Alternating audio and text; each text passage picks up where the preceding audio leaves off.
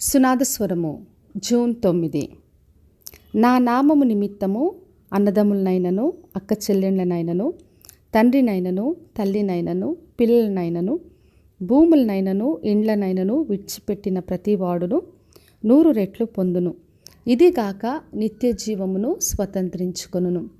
మత్తయి సువార్త 19వ అధ్యాయము 29వ వచనం. మరి పేతురు యేసుక్రీస్తుని అడిగాడు, మేము సమస్తం విడిచిపెట్టి నిన్ను వెంబడిస్తున్నాము, మాకేమి దొరుకుతుందని అడిగాడు. అప్పుడు యేసుక్రీస్తు చెప్పిన మాటలు ఇవి. మరి ప్రపంచ పునర్జనన మందు మనుష్య కుమారుడు తన మహిమగల సింహాసనం మీద ఆసీనుడై ఉన్నప్పుడు నన్ను వెంబడించిన మీరును 12 సింహాసనాల మీద ఆసీనులై ఇశ్రాయేలు 12 గోత్రముల వారికి తీర్పు తీర్చుదని చెప్పాడు. మరి నా నామము నిమిత్తం అన్నదమ్ములైన అక్క చెల్లెళ్ళైన తల్లిదండ్రులైన పిల్లలనైనా భూములైనా ఇండ్లైనా ఏది విడిచిపెట్టినా ప్రతి వారు 100 రెట్లు పొందుకుంటారు, నిత్య జీవము స్వతంత్రించుకుంటారని వాగ్దానం చేశాడు. మరి మనము దేవుణ్ణి వెంబడించినప్పుడు ఏది విడిచిపెట్టినా కూడా దేవుడు మనకు 100 రెట్లుగా అనుగ్రహించే దేవుడు, తన నిత్య జీవం అనుగ్రహిస్తానని వాగ్దానం చేస్తున్నాడు.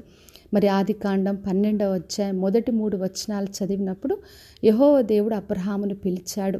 నేను చూపించే దేశంలోకి వెళ్ళమన్నాడు. నీ తండ్రిని, నీ దేశము, నీ బంధువులందరినీ విడిచిపెట్టి రమ్మని పిలిచినప్పుడు అబ్రహాము దేవుని వెంబడించాడు. మరి దేవుడు అతనికి వాగ్దానం చేశాడు, నేను దీవిస్తాను, నిన్ను గొప్ప జనముగా చేస్తాను, నిన్ను ఆశీర్వదిస్తాను, నీవు అందరికీ ఆశీర్వాదంగా ఉంటావని చెప్పాడు. అదేవిధంగా అబ్రహామును దేవుడు గొప్పగా ఆశీర్వదించాడు. మరి హెబ్రీలకు రాసిన పత్రిక 11వ అధ్యాయం 24-25 వచనాలు చదివినప్పుడు మోషే గురించి రాయబడింది. మరి ఐగుప్తులో ఉన్న ఆ గొప్పతనం, ఐశ్వర్యము, ధనము కంటే క్రీస్తుతో ఉన్న నింద గొప్పదిగా ఎంచుకున్నాడు. ఆ పొందబోయే ప్రతిఫలం, ఆ బహుమానం వైపు దృష్టి ఉంచాడు గనక అన్నీ విడిచిపెట్టాడు. కాబట్టి నా ప్రియ సహోదరి సహోదర, మనము దేవుని వెంబడించినప్పుడు దేవుడు మనకు 100 రెట్లుగా అనుగ్రహించే దేవుడు, తన నిత్య జీవాన్ని మనకిస్తాడు, ఘనపరుస్తాడు. కనుక విశ్వాసంతో ఆయనను వెంబడిస్తాం. ఆయన నిమిత్తం మనం ఏది విడిచిపెట్టినా కూడా ఆయన మర్చుటకు అన్యాయస్తుడు కాదు. కనుక విశ్వాసంతో ఆయనను వెంబడించి ఆయన ద్వారా నిత్య జీవమును పొందుకుందాం. ప్రార్థన చేసుకుందాం. పరలోకమందున్న మా తండ్రి, మా దేవ, ఈరోజు ఇచ్చిన వాగ్దానం కొరకే వందనాలు.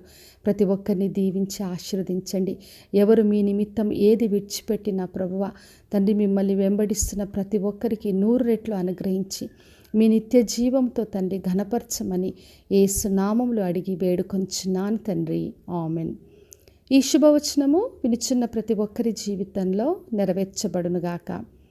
నేను మీ ప్రియ సహోదరి మంజులాచరణ్.